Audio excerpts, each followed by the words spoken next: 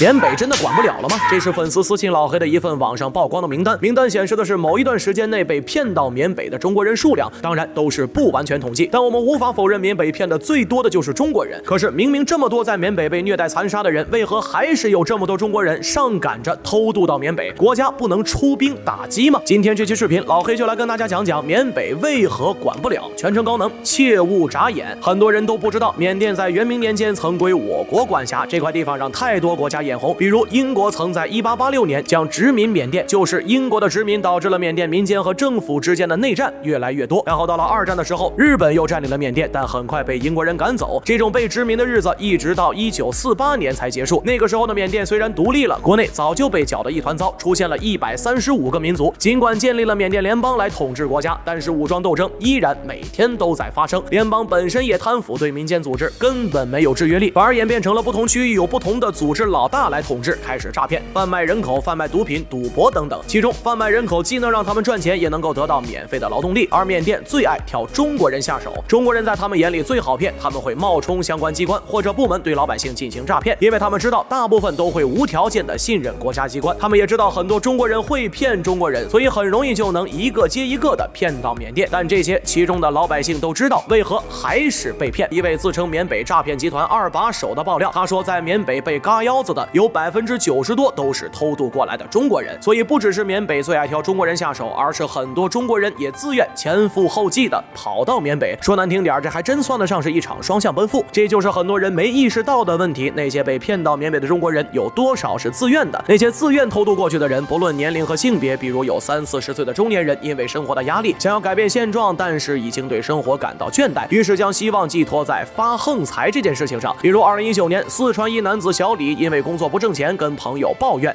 这时其中一个朋友跟他说自己在缅北发了大财，让他偷渡过去一起做生意，一年挣个几十万不是问题。小李毫不犹豫的心动了，然后跑到了缅北，结果就落入了诈骗窝，被迫诈骗被虐待。除了想发横财被骗的，还有想谈恋爱被骗的，自愿跑到缅北的。2019年，四川德阳一小伙子在网上认识了一个女生，并谈起了网恋。为了跟网恋女友变现，小伙子义无反顾的跑到缅北，结果就被卖了。而缅北正是吃准了中国人这几个弱点，在网上发布各种赚钱找对象的诈骗信息，将缅北塑造成天堂，让人们自投罗网。而这也是国家管不了缅北的原因之一，因为那些自愿偷渡到缅北的人其实已经违法了，他们知法犯法的偷渡，在国际上看来，这种行为就意味着他们自己放弃了中国人的合法权益，想要救回来就变得更难。那么还有其他管不了缅北的原因吗？我国曾出兵攻打缅北，虽然在1952年，缅甸政府因为自己无法镇压国内的黑恶势力，先雇佣印度士兵前去攻打，但当时印度士兵的战斗力可想而知，很快就惨败而归。于是1960年，我国收到了缅甸的出兵请求，希望我们能出兵剿匪，但剿匪过程远没有大家想的简单。这一次行动以失败告终。然后在1961年，我们再次出兵，这一次虽然对那些武装势力造成了严重的伤害，但并没有一网打尽，而是把他们打得四处逃窜，然后沦落到各地，又重新建立起武装组织，根本消灭不干净。自那之后，我国也再没有对缅甸使用过武力，这是因为现在的国际社会不像过去了，每个国家都在遵守新的国际要求，国家之间互相不侵犯。如果再像过去一样随便出兵，那就触犯了国际法，会被当成侵犯他国主权，这对我们来说是十分不利的。不仅如此，即使我们再次出兵了，也很有可能无法将缅北的武装势力清除干净，这跟缅北的地形有很大的关系。缅北所在之地不是山脉就是丛林，这简直就是为当地黑恶势力隐蔽的天然屏障。外来势力想要攻进去并不简单，甚至有可能反被消灭。但就算成功攻进去了，战争也不会那么快结束。缅甸虽然落后，但在武装这一块并不弱，毕竟靠着诈骗、贩毒等行为赚到不少的钱，有足够的资本充实自己的武器库。所以要是真打起来，被拖入战争泥潭的几率也是很大的，到时候得不偿失。所以才一直没有国家去缅甸剿匪。我是老黑，你不知道的小知识都由我来告诉你。欢迎评论、私信轰炸，咱们下期再见。